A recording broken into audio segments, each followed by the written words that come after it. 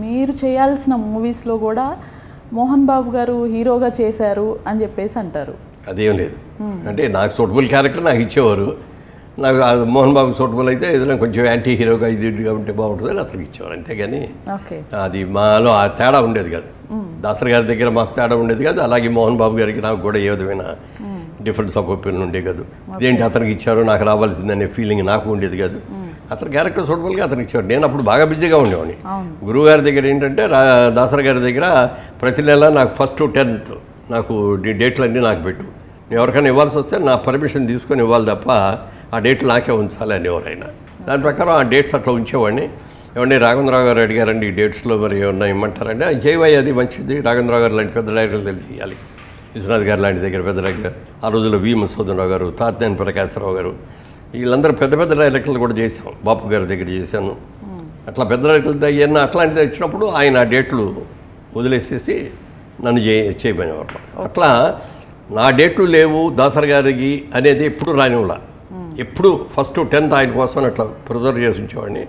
ఆయన అడిగి మనదేం లేదులే నువ్వు ఇచ్చేసే అన్నప్పుడు వేరే వాళ్ళకి ఇచ్చేవాడిని. ఇయర్కి ఇన్ని సినిమాలు అని చెప్పేసి చేసుకుంటూ వస్తారు, బట్ మీకు ఆ రోజుల్లో ఎవ్రీ వీక్ ఒక సినిమా రిలీజ్ అవుతూ ఉండేదంట కదా? అంటే నాకు మొదటి సినిమా ఇంట్రెస్ట్ లేదన్నా కదా, business interest. Vijayawada business start చేసాం. విజయవాడ బిజినెస్ స్టార్ట్ చేసే రోజుకి నా దగ్గర ఫైనాన్స్ లేదు. ఫాదర్ పాలిటిక్స్లో ఉండటం మూలంగా కానీ ఏదైనా కానీ, ఇందులో 2 సిస్టర్స్ మ్యారేజ్లు అవటం మూలంగా కానీ ఇదే, దీంతో బిజినెస్ చేద్దాం ఉంటేనేమో డబ్బులు లేవు, ఉద్యోగం చేద్దాం ఉంటేమో డిగ్రీ లేదు, ఇంటర్మీడియట్ పోయింది, అక్కడితో మానేసాం. అప్పుడు నాకు అనుకోకుండా ఒక ఆఫర్ వచ్చింది. ఒక కొత్త కంపెనీ, అంటే ఏలూరులో ఎస్టాబ్లిష్డ్ కంపెనీ, అది కిసాన్ ఇంజనీరింగ్ కంపెనీ అని ఒక కంపెనీ ఉండేది. ఆ కంపెనీ మా బాబాయ్ గారు వాళ్ళదే. వాళ్ళు విజయవాడ బిజినెస్ పెట్టాలని ఆలోచించి, బ్రాంచ్ పెట్టాలని ఆలోచించి నన్ను పిలిచి అడిగారు, నువ్వు ఖాళీగానే ఉంటావు కదా, నువ్వు వర్క్ చేస్తావు దీంట్లో అని. చేస్తానండి అన్న. నెలకు 100 రూపాయల జీతం, 15 పైసలు లాభాల్లో వాటా. వెరీ గుడ్ అండి అని చెప్పి అందులో జాయిన్ అయ్యాను. బాగా కష్టపడి చేశాను.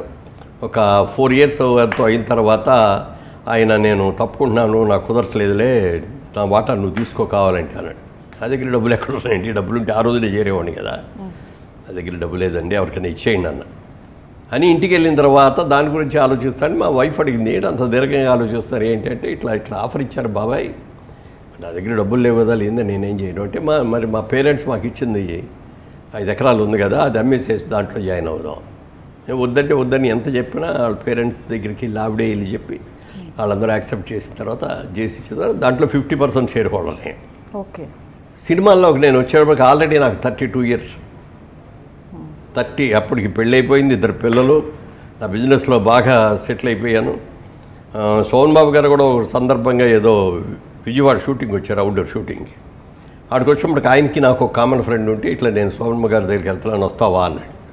అలాగే సోమన్ బాబు గారిని చూడటానికి ఏముంది, వస్తానయ్యా అని చెప్పి వెళ్ళాం.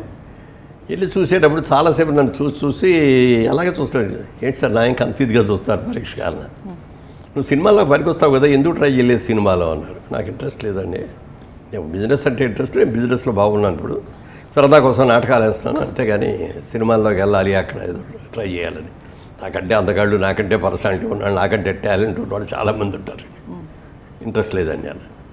లేదు బాగుంటావు నువ్వు ట్రై చేయదు అన్నారు. వద్దండి అన్న, ఇక అసలు ఆ జోలికి వెళ్ళాలని.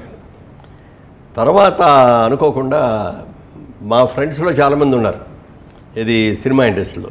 నేను కాలేజీలో చదువుకుంటే నా కృష్ణ గారి క్లాస్మేటు, క్రాంతి కుమార్ గారి క్లాస్మేటు, ఇట్లా వాళ్ళందరూ కూడా క్లాస్మేట్స్ ఉన్నారు. ఈ వాళ్ళందరూ ఉండి వాళ్ళు నువ్వు రా అంటే మొదలెడితే నేను ఒప్పుకోలేదు. తర్వాత వాళ్ళు నన్ను తీసుకెళ్ళి బలవంతంగా ఫోటోలు అయ్యి తీయించారు. ఆ ఫోటోల్ని అట్లూరు పూర్చదరావు గారు అని ఆయన చూసి వాళ్ళకి అప్పుడు సినిమా తీద్దామని అనుకొని, అందులో ఒక హీరో క్యారెక్టర్, విలన్ క్యారెక్టర్ ఉంది, జగమేమాయ, మీరు ఇందాక చెప్పిన జగమామాయలో. దానికి అప్పుడు హీరోగా గిరిబాబుని బుక్ చేసి ఉంచారు, విలన్ కోసం చూస్తారు. ఆ టైంలో నా ఫోటోలు చూసి వెంటనే అట్లా కదా ఇది మురళీమోహన్తో హీరోయించి గిరిబాబుతో విలనించుదామని వెంటనే గిరిబాబు అక్కడే ఉన్నాడు, పిలిచి అడిగారు, ఏమయ్యా మరి నిన్నాడు నువ్వు హీరో అనుకున్నావు, విలన్ కోసం ట్రై చేసావు, విలన్ దొరకలేదు, మరి ఆయన చూస్తేనే విలన్ హీరోగా బాగున్నాడు అయినా, మరి నువ్వు నీకు అభ్యంతరం లేకపోతే విలన్ వేస్తావంటే నాకేం అభ్యంతరం లేదండి అన్నాడు. ఆ విధంగా అట్లా కలుసుకొని రెండు సినిమాలు చేసాం అవన్నీ. ఇక ఆ తర్వాత ఆ రోజు నుంచి ఈ రోజు గిరిబాబు నాకు మంచి క్లోజ్ ఫ్రెండ్, ఫ్యామిలీ ఫ్రెండ్. మీకు నిర్మాతగా కొంచెం నష్టం వచ్చిన సినిమా అంటే మణిరత్నం గారు ఇద్దరు సినిమా. చాచి కొట్టింది గట్టిగా చెప్పాలంటే. అప్పుడు దాకా నేను సంపాదించిన డబ్బు అంతా దాంట్లో పోయింది. ఆ తర్వాత ఆ రేంజ్లో నష్టపోయిన సినిమా ఏదైనా ఉందండి మీ బ్యానర్లో? ఇన్సిడెంట్స్గా 75% మా బ్యానర్లు తీసి అన్నీ కూడా సక్సెసే. మిగిలిన 25%లో కూడా ఓ 10% నో ప్రాఫిట్ నో లాస్లో ఉన్న ఓ 10% 15% మాత్రం లాస్ వచ్చింది. ఈ సినిమాలో తప్పదు అట్లా అండి. But otherwise most of the film success. అతడు సినిమాలో త్రివిక్రమ్ గారు ఎక్కువ పెట్టుబడి అంటే ఎక్కువ బడ్జెట్ పెట్టించారని చెప్పేసి మీరు తర్వాత సినిమా తీయలేదు అనేది ఒక టాక్. దానికి దీనికి సంబంధం లేదండి. ఎందుకంటే మా సినిమాలన్నీ కూడా మా బ్రదర్ కిషోర్ గారు ప్రతి కూడా ప్లాన్ చేసి ఆయన ఎగ్జిక్యూట్ చేసేవాడు. సినిమా షూటింగ్ రోజున ఈ సినిమా ఏ రోజు రిలీజ్ అనేది డేట్ కూడా అనౌన్స్ చేసి అన్న ప్రకారం చేసేవాడు. 30 రోజుల్లో సినిమా పూర్తి చేయాలని 30 రోజుల్లో చేసేవాడు. ఇంత బడ్జెట్లో చేయాలని ఇంత బడ్జెట్లోనే చేసేవాడు. బట్ వేరేజ్ అతళ్ళలోకి వచ్చేటప్పటికి ఆ మా కంట్రోల్ లేకుండా అయింది. లేకుండా అంటే అప్పటికి నేను బిజినెస్లో రియల్ ఎస్టేట్ బిజినెస్లో ఉంటాం మూలంగా కానీ ఏదైనా కానీ ప్లస్ ఏమో అప్పటికి త్రివిక్రమ్ శ్రీనివాస్ గారు రెండో సినిమా ఇది. మొదటి సినిమా తరుణ్తో ఒక సినిమా తీశారు. రెండోది ఫస్ట్ సినిమాకే అడిగాను నేను, ఏమంటే రైటర్గా మీరు చాలా బాగా రాస్తారు, మాకు ఒక సినిమా చేసి పెట్టండి అంటే నేను ఎప్పుడో అతని పేరేంటి స్రవంతి కిషోర్కి మాట ఇచ్చానండి, ఫస్ట్ సినిమా అలాగే చేసి మీకు రెండో సినిమా చేస్తాను. రెండో సినిమా చేశాడు ఆయన. అది కథ చెప్పినప్పుడు ఇది చాలా పెద్ద బడ్జెట్, ఎక్కువ టైం పడుతుంది అనేది తెలుసు. తర్వాత మా బ్రదరు మేము మాట్లాడుకున్నప్పుడు ఆయనకి ఫ్రీ హ్యాండ్ ఇచ్చేద్దాం, మనం ఇన్వాల్వ్ కావద్దు అని చెప్పి అనుకున్నాం ఇద్దరు. ఆ ప్రకారం ఏం చేసాం. టైం కూడా ఎక్కువ పట్టింది. మామూలుగా 6 నెలలు పడుతుంది అనుకున్నాం ఆ సినిమా. 1 year 1.5 years ఎంత పట్టింది. బడ్జెట్ కూడా మేము అనుకున్న దానికి ఎక్కువ. అంతేగాని దాని గురించి బాగానే ఇవ్వటం అనేది కాదు. ఆ తర్వాత అనుకోకుండా పాలిటిక్స్లో దిగిపోవటం మూలంగా, ఎక్కడ రియల్ ఎస్టేట్ బిజినెస్ బిజీ అవటం మూలంగా కొన్ని రోజులు సినిమాలు పక్కన పెడదాం అని చెప్పి అలా పెట్టామే తప్ప దానికి దీనికి సంబంధం లేదు, ఎప్పుడు లేదు. సినిమా కోసం మీకు లేని అలవాట్లు, స్మోకింగ్ కానివ్వండి, డ్రింకింగ్ కానివ్వండి, ఇవి కూడా స్టార్ట్ చేశారా? సినిమాల్లోకి వచ్చే ముందు నేను ఒక సెల్ఫ్ కంట్రోల్ పెట్టుకున్నాను కొత్త. సినిమా ఇండస్ట్రీలో ఎంతకాలం ఉన్నా సరే మనం స్మోక్ చేయకూడదు, మనం డ్రింక్ చేయకూడదు, జూదం ఆడకూడదు, ఇక మిగిలిన కార్యక్రమాలు చాలా ఉంటాయి, ఆ కార్యక్రమాల జోలికి వెళ్ళకూడదు, నిష్టగా ఉండాలి, నియమంగా ఉండాలని అన్ని రోజులు నేను అనుకున్న ప్రకారం చేశాను. ఇక ఆఖరిలోకి వచ్చేటప్పటికి ఏమైందంటే, రోజు నాగేశ్వరరావు అడిగారు, మురళి నువ్వు నైట్ టైం ఏం తీసుకుంటావు అన్నారు. నేనేం తీసుకున్నాను, భోజనం చేసి పడుకుంటానండి అన్న. నిద్ర పడుతుంది అన్నాడు, బ్రహ్మాండంగా పడుతుందండి అన్న. అలా కాదయ్యా, ఒక 60 years దాటిన తర్వాత మనం నర్వ్స్ అని కూడా కొంచెం కంట్రోల్ తప్పుద్ది. ఏదైనా ఒక డ్రింక్ తీసుకుంటే లిమిటెడ్గా ఒక 1 peg 2 pegs తీసుకుంటే నర్వ్స్ బాగా యాక్టివ్ అయ్యి బాగా నిద్రపడతాయి, హెల్త్ బాగుంటుంది, ట్రై చేయన్నారు.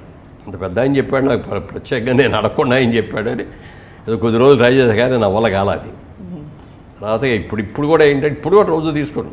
ఎప్పుడన్నా పార్టీలు జరిగినప్పుడు, పార్టీల్లో అందరూ ఉన్నప్పుడు వాళ్ళతో పాటు 2 pegs తీసుకుంటాను తప్ప ఇప్పటికీ కూడా మిగిలిన విషయాలన్నీ స్మోక్ చేయను. మిగిలిన కార్యక్రమం అదర్ యాక్టివిటీస్ లేవు. చాలా ఇల్లు, ఫ్యామిలీ, నా ఇల్లు, నా భార్య, నా పిల్లలు, నా అలవాట్లు, నా బిజినెస్.